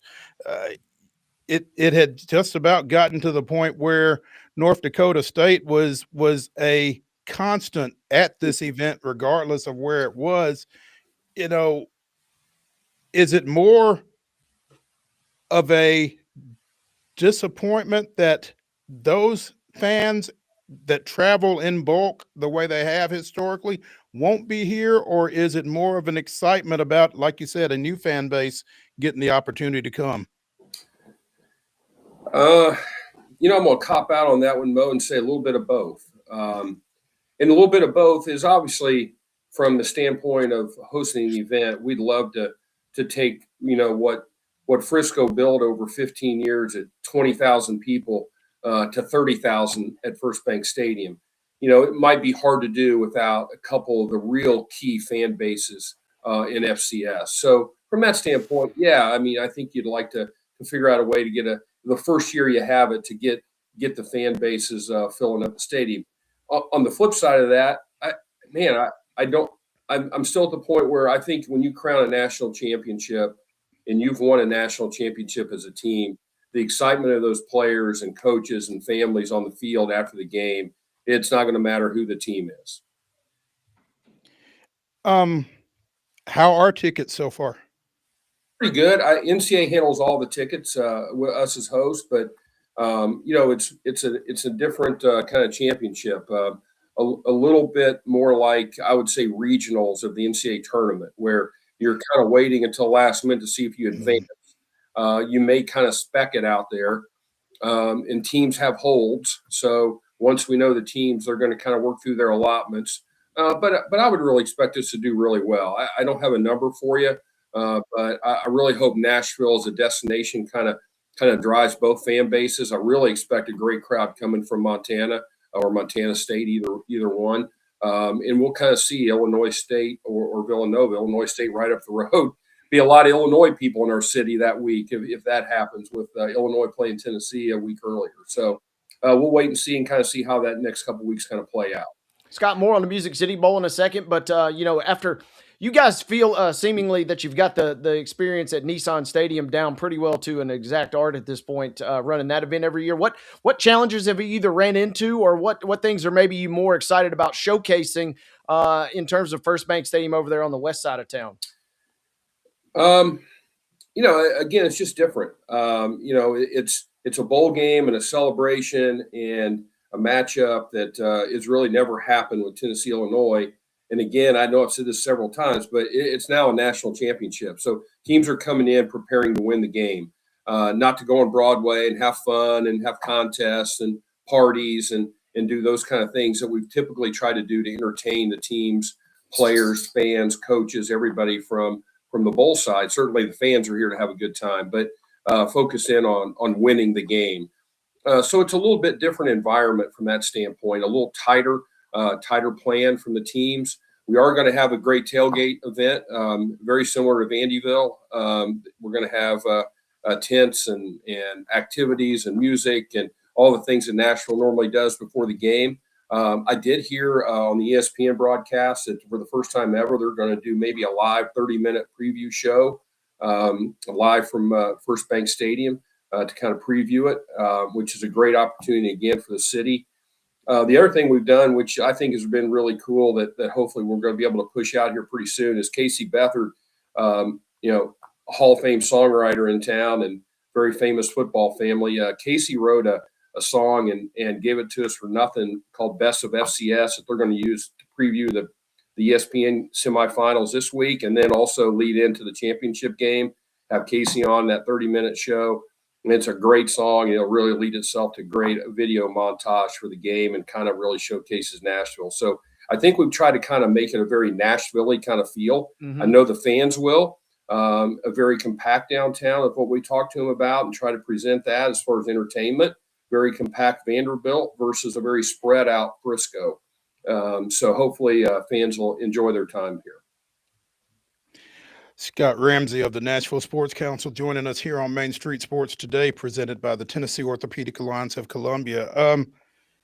This is the first of a contracted 2-year deal with the NCAA for Correct. the FCS championship game. The next one will be obviously early January of 2027. Are there talks at this point about extending it beyond 2 years, or if not, when would that be the case? I think after this year's game, Mo, we all agreed we'd sit down and talk about that, but kind of wanted to get through the first year and just see kind of how it went. And that's from all sides. It may be something that the NCAA changes their direction and wants to start moving this around the country. Maybe they want to plan it somewhere strategically. I can just say from kind of moving through, and we haven't gone through 1 year yet, I'd love to have it here more, on a consistent basis. But, sometimes they move their championships around and they feel like that's the best for their membership. And sometimes, like they have with this event, they've been in Frisco 15 years, maybe they want to kind of find a new home. So, it's a 2-year bid. That's what it was to start with. So we're going to get through this first year and sit down and talk with everybody involved on the decision-making side and see where it goes. It's been mentioned, Music City Bowl on December 30th, Tennessee, Illinois. They were just here for a basketball game over at Bridgestone a couple of weeks ago. So those folks know their way from Champaign down here.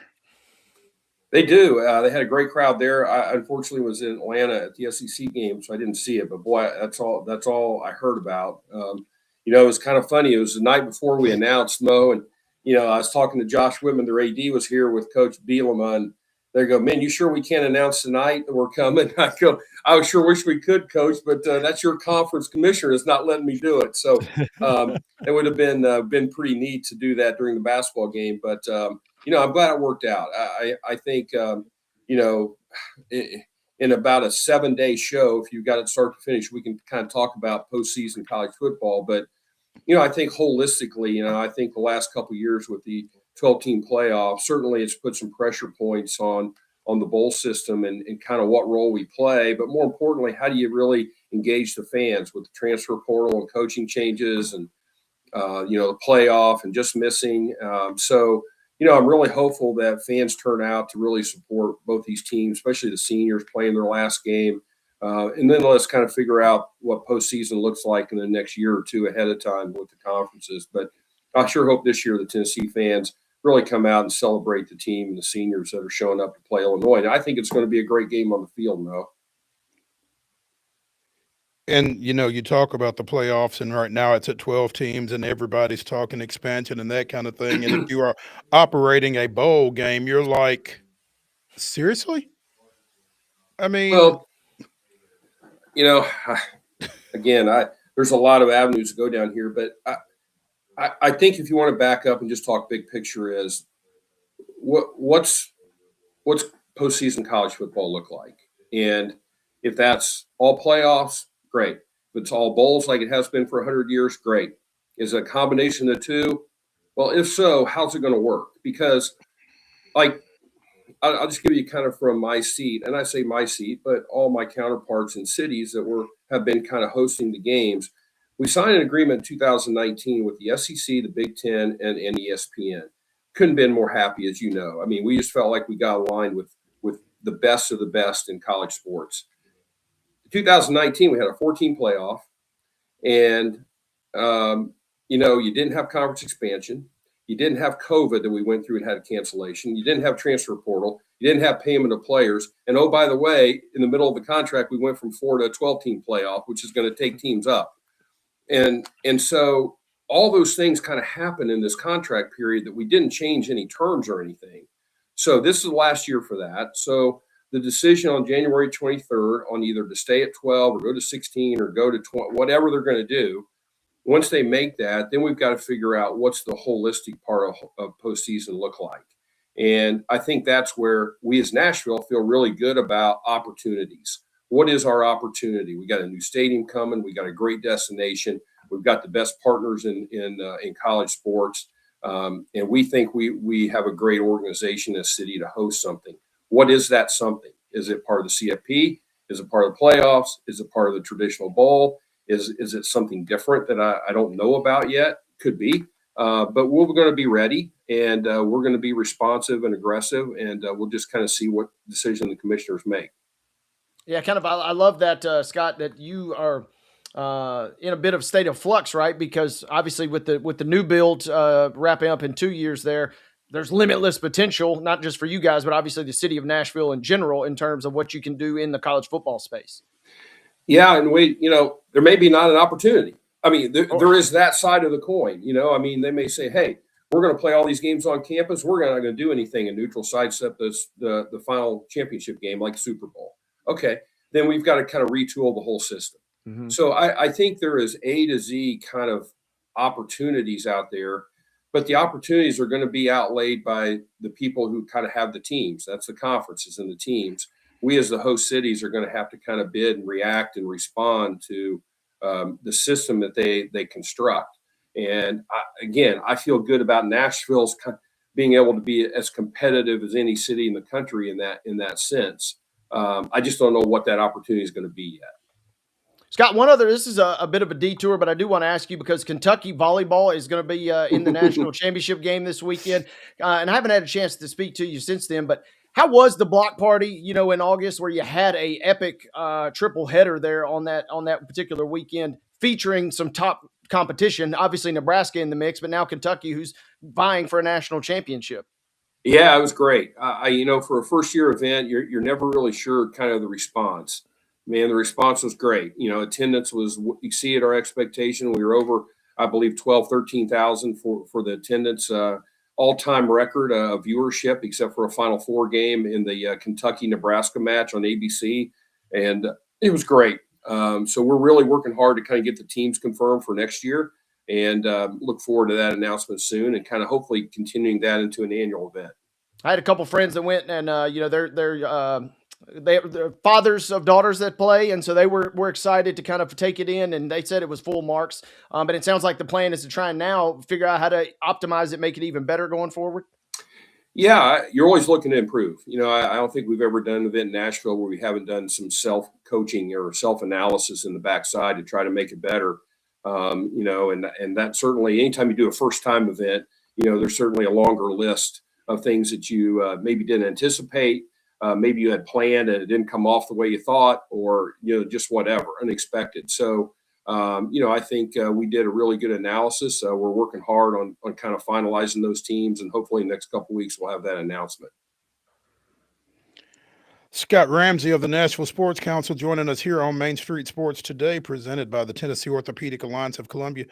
Scott, anything else out there that is going on with the Nashville Sports Council? Any announcements that you want to make here? Next couple of weeks are pretty busy, Mo. We got bowl games and FCS championship games, and then we'll roll right into the SEC basketball tournament here in middle of March. So right now, and I think recently, I think you saw we announced we're going to host Ole Miss Louisville in a season opening game next year at Nissan Stadium, and that'll be on probably Saturday of Labor Day weekend, although the game date hasn't been totally finalized yet. So it could be a volleyball, football doubleheader weekend for some of those fans that like both. So the dads can go to football and then take their daughters. Oh, wait, they can do both, right? Yeah, hit them both while you're at it. Right? As a father with 3 daughters, I know we can do both. Scott, we appreciate it, man. Get some rest when you can. You got it. We'll catch up. Thank you. You got it. Merry Christmas, guys. Thanks, Mo. Thank you. Yes, you as well, Scott. Hey, let's take our final break here on the weekend warm-up edition of Main Street Sports Today, presented by TOA of Columbia. We'll come back. It'll be the Wonder Slate as Wade and I give you our weekend winners in college football. Stick around.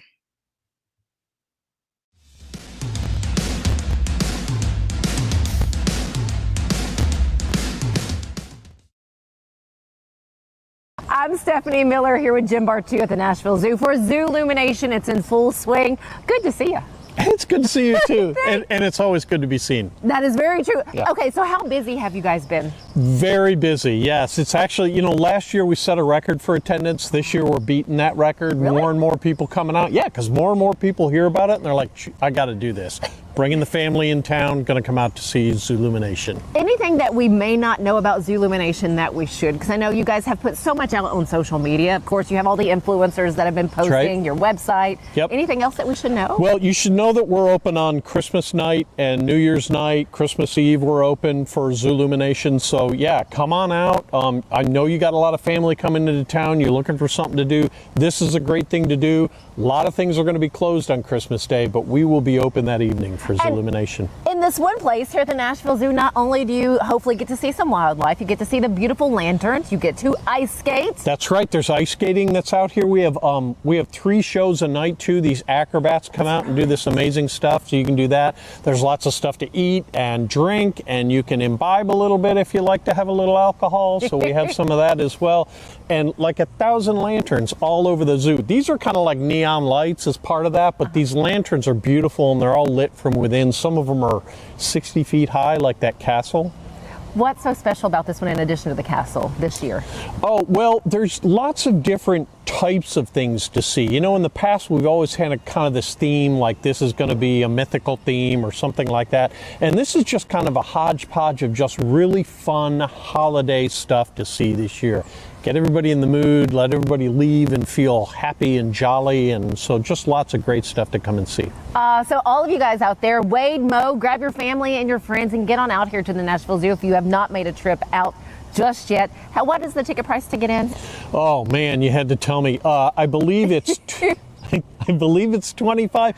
Go to the website and find out. You'll know for sure. Yes. Members definitely save money if you buy online, even at the gate itself. So I believe it's 25, 23 or 25, something like that. I forget. Somewhere around that mid to low $20 mark. Just it's fine. You'll be fine. Yeah. And it's on the website if you do want to check there before you come out. The doors open at 5 o'clock for Zoolumination. Doors open at 5 o'clock for Zoolumination. The zoo itself is open from 9 to 4, and then at 4 o'clock we chase everybody out, and then we turn on all the lanterns and bring everybody back in at 5. And then I encourage you also to check out our At the Zoo with Jim Bartu, our Zoolumination special that recently posted through Main Street Media TV. We toured the entire zoo and all of Zoolumination. It was fantastic. I laughed all the way through it. That makes 2 of us. And I also will let you in on what the boozy hot chocolate tastes like on that. Jim, so what's your favorite part about Zoolumination? What do you love most? My favorite part? Yes. Well, I always like watching people. I'm just a big people watcher, so I like watching the people that are walking around. But the pond area, if you haven't been down to see that, that is absolutely gorgeous, particularly with the reflection off the water. Very Instagram friendly. Anything else before we let you go? I didn't know you were drinking booze that night. Was that real? Just one little splash. I think I'm paying these. So I don't think so. Oh, thank you always for all the information. We appreciate it. Great to be here. Wade, Mo, back to you guys.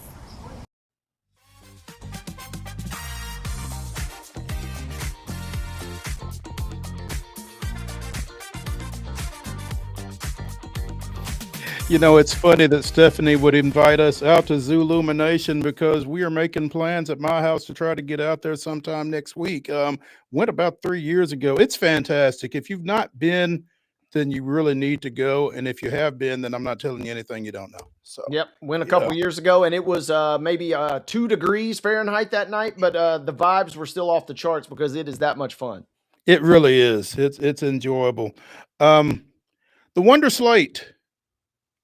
Wade and my weekend winners in college football kicks off right now.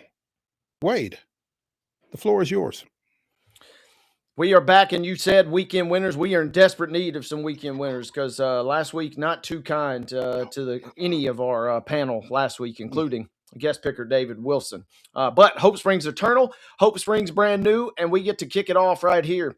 Heading in this week. All of our odds each and every single week are brought to you by Circus Sportsbook. Make sure you check them out at the Mint Gaming Hall right across the border at Kentucky Downs. We do get kick-started tonight, Mo. A little Saturday treat, if you will. Normally we pick these games. We're not really sure who's playing. We're not really sure who's quarterbacking or who's coaching. But tonight we know all the ins and outs because we've already seen this matchup. It's Alabama at Oklahoma. They're in Norman, and the Sooners, Mo, in this 7 p.m. kickoff on ABC are favored by 1.5.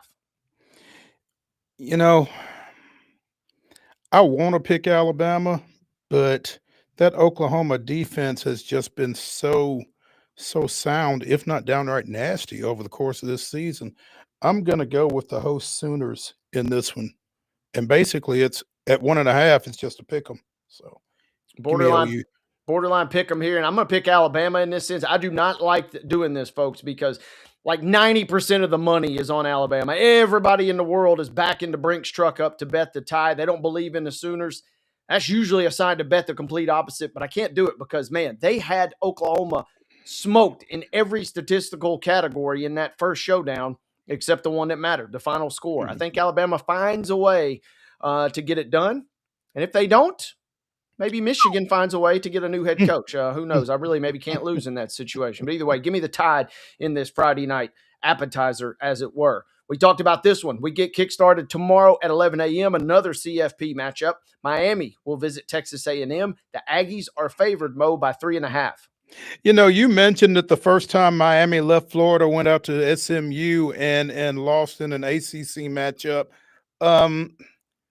I'm just not sold on the Hurricanes, and maybe I'm oversold on A&M, but I feel like A&M wins this ball game by at least a touchdown. I think they've got a sour taste in their mouth from the Texas loss and everything that they lost along with that ball game. I think they bounce back and take care of business, particularly at home. Give me the Aggies. Everything that you just said, I got to go the opposite because I feel that Miami has suddenly righted the ship completely, including the classic letdown spot, final week of the regular season, everything to play for. They go to Pitt. We've seen that story a million times. They're supposed to lose that game a million times.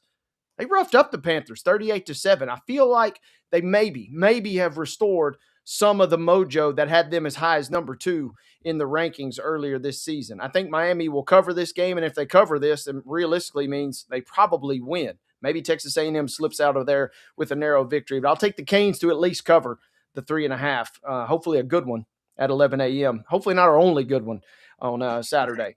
More CFP action. Tulane at Ole Miss. We talked about this one earlier as well. You can catch it on TNT or HBO Max. It kicks off at 2:30, and Ole Miss, Mo, is favored by 17.5. You know, 17.5 is a big number, but they won this game by 35 the first time they played. So it's all relative, I guess. Obviously, Ole Miss under new leadership on the sideline, same leadership on the field with Chambliss. I think Tulane's going to really be scrappy, but I think Ole Miss covers this one. They probably win by about 20. Give me the Rebels. I'm taking Ole Miss as well. I want to see a close game. I think Tulane is the right team. Throw out the regular season matchup. I think Tulane is a team that is scrappy enough. You know, you remember they roughed up USC in a big-time bowl game 2 years ago. I think they've got the experience and the believe factor. I don't know that's going to be enough. If Ole Miss shows up and kind of hums the way that they have a lot of this season, then they'll be in good shape, and I think they will find a way to do it. Kind of like you, maybe getting a late cover themselves. The only bad part, Mo, is we got Lane no longer there. He's the king of the backdoor late cover. I don't know if Golding, would be willing to kick that late field goal to maybe run it up on Tulane. So maybe that burns us. But for now, I'm with you. I'm taking the Rebs in this one. First FCS semifinal of the day. Brawl of the Wild meets playoffs for the first time ever. 125th meeting in the all-time history of Montana State, and the first time they've ever done it in the FCS playoffs. Mo Bozeman, I talked about the ticket price, $650 to get in on Saturday afternoon. It's a 3 o'clock kickoff on ABC, and the Bobcats are favored at home by 5.5. And $650 in Montana. I mean, how much is that elsewhere? But man, that's a tough ticket, obviously. Yeah, that's your whole ski pass for the season, right there that you're spending on that ticket. It seems like it's going to be worth it, though. I got burned going with some teams on the road in the FCS quarters last weekend. So much as I would like to go with the Grizz, give me the Bobcats in this one.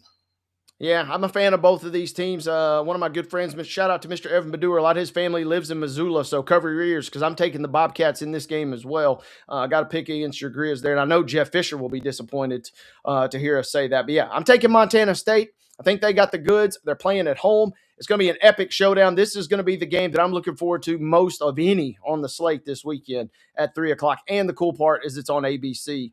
Shout out to our FCS watchers this weekend. Rolling right along. Final CFP matchup. You can catch it at 6:30 on TNT or HBO Max. It'll be James Madison at Oregon, and the Ducks Mo are favored by nearly 3 touchdowns, 20.5. Man, again, that's a scary number, but I think it's pretty close, man. I mean, you mentioned Oregon may be the closest thing to an SEC team that isn't an SEC team, and I'm just not sure that James Madison can hang for 4 quarters, particularly out there in this matchup. Maybe if it's neutral, they keep it a little closer, but as daunting as 20.5 is, give me the Ducks. Quack, quack. Yeah, I got to take Oregon as well. I love James Madison. I love the job that Bob Chesney has done, kind of quickly bringing them right back up to speed after Signetti left.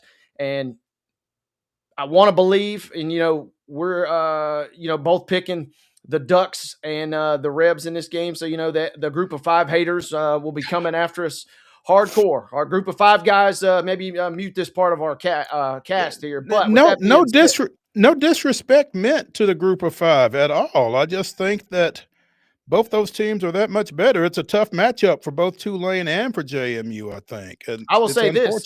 I kind of alluded to it earlier in the show. I think if you flip-flop Tulane and James Madison, the results, I might be willing to pick Tulane at Oregon just because they play a little more physical brand of football than James Madison traditionally does. Conversely, I would take James Madison maybe to, trying to light up some scoreboard with Ole Miss before ultimately falling. But that's not the matchups we were presented with. I'm going to go with the Ducks as well. I just don't see James Madison being able to score enough points to cover. If their defense can show up, they don't need a lot of points to cover that 20.5, but I don't know that they'll be able to do that. Give me the Ducks by 3 touchdowns at least in this one. We close Saturday, the other FCS semifinal. This is going to be a dandy as well. 2 teams that maybe aren't supposed to be here. Illinois State is at Villanova. The line is 2.5, and it's favoring the Redbirds on the road. 6:30 ESPN2, your destination. Villanova, a home dog, and I watched some of that game against Tarleton State last weekend.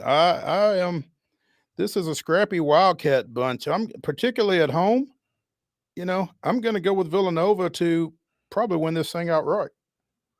I'm taking Illinois State because of the horseshoe factor. They got one stuck somewhere, and it's staying there. I think they've kind of got the belief factor behind them. They weren't supposed to win that game versus North Dakota State, right, a couple weeks ago, but now all of a sudden they had 4 or 5 turnovers in that game and still managed to pull off the win. You can't really tell them much of anything these days. I think they go in and get the win. Howie Long's bunch will be disappointed, right, because Villanova has been their own magical kind of Cinderella run. But either way, I hope it's a good game, but I'm taking Illinois State to win by at least a field goal, which would get me home in that situation there. Now, on to the real games. Monday, that'll be December 22nd. You got the famous Idaho Potato Bowl. Yes, the famous Idaho Potato Bowl. Famous. Utah State is favored by 1.5 versus Washington State. That game kicks off at 1 o'clock on ESPN.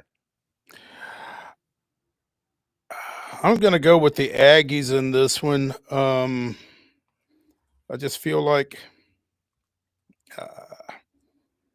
I'm not real up on Washington State, but I think Utah State will have enough to get by this one by at least a field goal. So give me the Aggies here.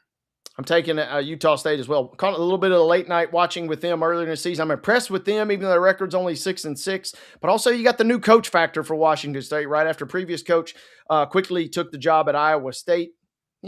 Motivation factor, maybe there, maybe not. Washington State has had the craziest schedule known to man this season. So it's kind of only fitting that they close it out versus Utah State in the famous Potato Bowl. Give me the Aggies as well by 1.5.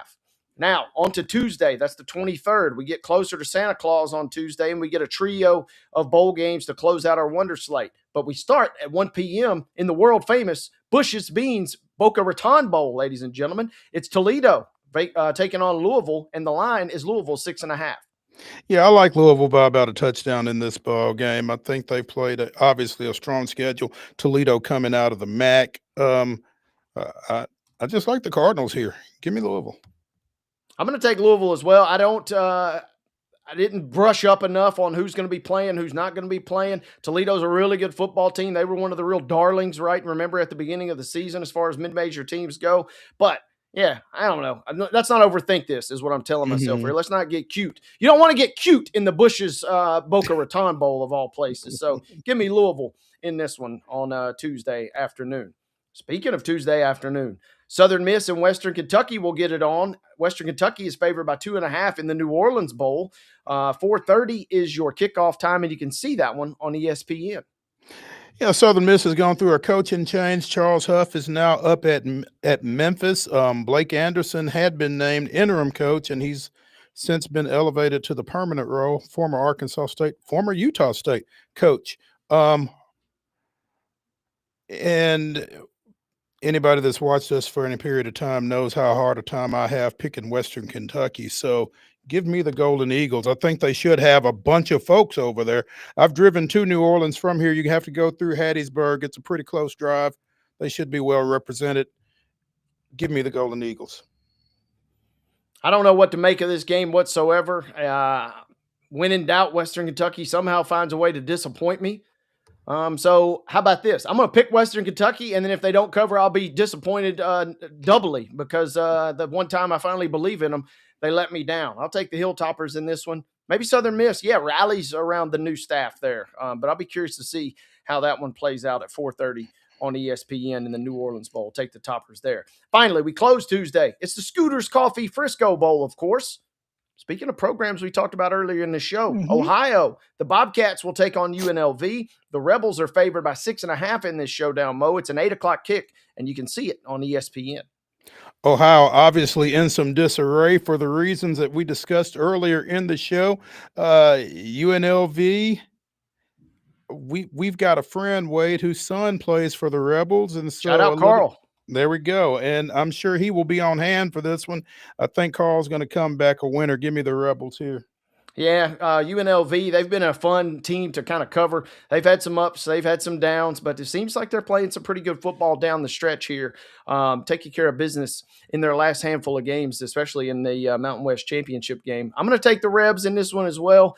You know, maybe there's a factor with Ohio really, really trying to, play for pride and the shall we say, win one for the team rather than, who's leading the team perhaps. I don't know if it's going to be enough. I like what I see from UNLV. Mullen's a pretty good coach, obviously, so I'll take the Rebs in this one. 6.5 will get us home. I think they win by at least a touchdown. There we go. That is your Wonder Slate. That will get you through Tuesday's bowls, and we'll go from there. That's going to do it for the weekend warm-up edition of Main Street Sports Today, presented by the Tennessee Orthopedic Alliance of Columbia. Join us again on Monday at 2 o'clock. We'll be here. Y'all have a great weekend. Stay warm. Shop.